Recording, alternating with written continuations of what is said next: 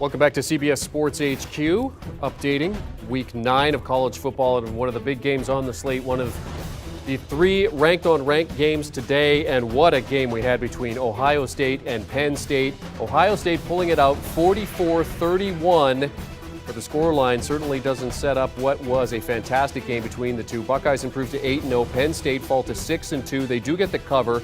Ohio State came in as 15.5-point favorites, and if you had the over hits. It was in doubt for a while, but the two teams combined for 45 points in the fourth quarter, with Ohio State eventually pulling away. C.J. Stroud, 354 yards and a touchdown. Sean Clifford, good performance by him, 371, 3 touchdowns, but he did throw 3 interceptions. And then Parker Washington and Marvin Harrison Jr., outstanding performances in the receiving department for both of their teams. Let's talk about this game with Danny Cannell and Chip Patterson. Ohio State, big favorites coming into this one, but Penn State came to play. Ohio State get the win, but boy, it was not easy, Danny. No, it was a great performance for 3.5 quarters by the Penn State Nittany Lions. And you just saw a team in Ohio State who just showed their championship mettle. I mean, there's going to be games. I think we always talk about teams as unbeatable. Everybody's beatable in college football. It's the teams that withstand the tests like this one on the road in a hostile environment when, things aren't going the way that you want them to go. That's when you find out if you're championship ready. And Ohio State showed their championship ready by winning kind of ugly. And it's even when you say they win ugly, you still look, and C.J. Stroud had 354 passing yards. They had a pick 6. Their defense stepped up big. It still was an impressive win. So I think we need to make sure that we put it in proper context. It wasn't maybe a dominant performance that we thought maybe we'd get, but I thought it was really a kind of gritty, gutty win for the Ohio State Buckeyes, which I'm sure Ryan Day is very proud. It's a great test that they passed. Painfully obvious statements are painful, but recruiting matters. And when I see the play of somebody like former 5-star prospect JT Tuimoloau, when he is just a monster all throughout this game, touchdowns, fumbles forced, fumble recoveries, baton passes into interceptions, you just look up and down this defense and you think, geez, I know why Ryan Day made a change at defensive coordinator, because he looked all over, whether it was Zach Harrison, whether it was Jack Sawyer, whether it was JTT. He saw players that all are going to be in the NFL, and he said that the Buckeyes need to be having better performances. Yes, they gave up 31 points by the end of this game. They had the mistake on the back end that led to the long Parker Washington touchdown. But for the most part, I think the sheer talent of this team, defensively, I wanted to spotlight JT Tuimoloau. But then obviously the ones we've been talking about all year, Marvin Harrison Jr., Emeka Egbuka, the way that Ohio State can take a game and flip it like that. I mean, it is so tough to go up against a team like that because you've got to be perfect. Any mistake that you make, Ohio State will make you pay for it. They are, as Danny mentioned, they showed their championship medal. Yeah, they were down 14-13 at the half, only the second time this season in which they were trailing at the break. The other game they did that, Week 1 versus Notre Dame, shut Notre Dame out in the second half and ended up winning that game. Was not the case with Penn State. A 28-point fourth quarter powering Ohio State to the victory. So, Chip, what does this result mean in the big picture of college football for Ohio State?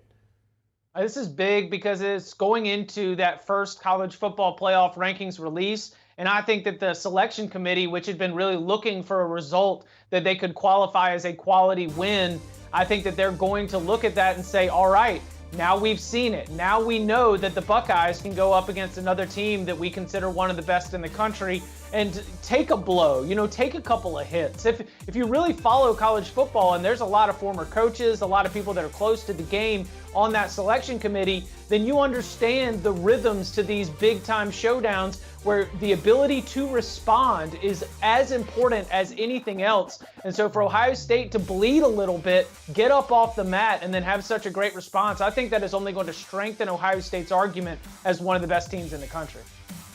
Chip, Jeremy, it's that time of year when you hear the infamous college football question or statement. Well, who have you beaten? Who have you beaten? That's what you say about Ohio State. And their schedule, it's not their fault. On paper, it looked pretty tough coming into the season. Notre Dame was a top 5 opponent. Then Notre Dame falls off. Wisconsin has to fire their coach. Mel Tucker doesn't back up what he started at Michigan State. Iowa is having a historically bad year offensively. And so you look at it and you're like, well, that's kind of a valid question. Like, who are the worthy opponents they've beaten? So I actually think that the performance that Penn State put on actually helps Ohio State. Like, that was a good win. If they would have went out there and housed them, 49-3, like they, like some other teams have, I think you would have been asking the question, well, oh, that still was a weak opponent. But that was a good win for the Buckeyes to go on the win. I think Chip brings up a great point. With the selection committee coming out with their first ranking on Tuesday night, that win is going to resonate. Not only the win because it was a top 25 opponent, but also because the way the game unfolded. We saw them take a punch, and then we saw Ohio State with a counter punch, and it was a knockout blow coming back at them. We saw everything on display. Like, we talked about the defensive prowess. We know what the offense was capable of. So then you try to showcase a complete team. I think they made a really strong statement for potentially that number one spot. We'll have to see what Georgia does today against the Florida Gators, but that's a really strong case that Ohio State made, that they're the best team in the country. Danny, let's talk about Penn State. I mean, James Franklin has been on the hot seat. He's been a candidate this season. When I was at the Michigan game a couple weeks ago talking to some Penn State fans, they said, look, we think he's taken this team as far as he can take them. Maybe it's time for a change. But what does this performance tell you about where Penn State are right now?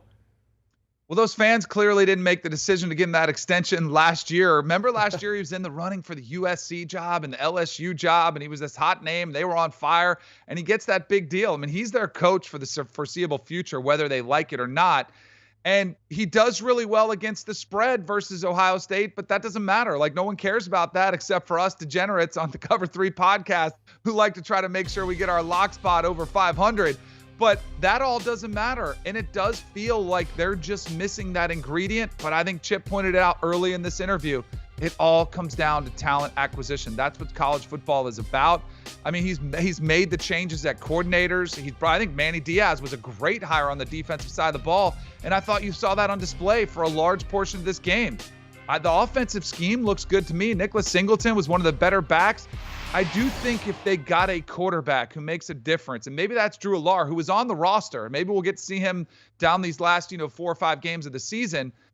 They do need better play from their quarterback position, and then just the roster itself needs to improve so that you can compete with all the 4- and 5-star talent that Michigan and Ohio State have. Yeah, there's a lot of youth on this roster, and a lot of people close to Penn State have circled 2023 as a season where we're really going to have the microscope on James Franklin, the roster he has constructed. You mentioned Singleton, he's a freshman. Drew Allar, he's a freshman. It has been a cycle that has been stacked on top of each other such that we should really expect Penn State to be making a run at Ohio State or Michigan next year. There was some excitement because of what you'd be building towards that here in this season. But ultimately, I don't think that James Franklin turned the ball over 4 times in this game. I thought that Penn State brought a competitiveness in a very tough opponent that was worthy of feeling like they were prepared for it. And so I think that this year, this Penn State team has already proven that it is not going to be the middling team it was a year ago. 7-6 was what this Penn State team was a year ago. They've taken a loss to a quality Michigan team. They've taken a loss to a quality Ohio State team. I look at the rest of Penn State's schedule. I think the Nittany Lions are going to flirt with the New Year's Six Bowl. Well, and you look at Penn State, too, and the performance they had against that good Michigan team, giving up over 400 yards rushing on the ground. They held Ohio State to under 100 yards rushing in this game, giving up the 354 through the air. In terms of C.J. Stroud, let's talk about his performance. I mean, he's had a clean game. I mean, touchdown, 354, no interceptions in this game. Danny, what does this performance do for his Heisman candidacy? Hold serve. I think that's like he's just kind of like he didn't falter, but I don't think he really elevated himself to this unreachable spot as the favorite where nobody can catch him. Hendon Hooker has an opportunity today against Kentucky. Like, there's other players out there that still have opportunities. I thought he did exactly what he needed to do. I mean, I really feel like C.J. Stroud is probably going to be the leader in the clubhouse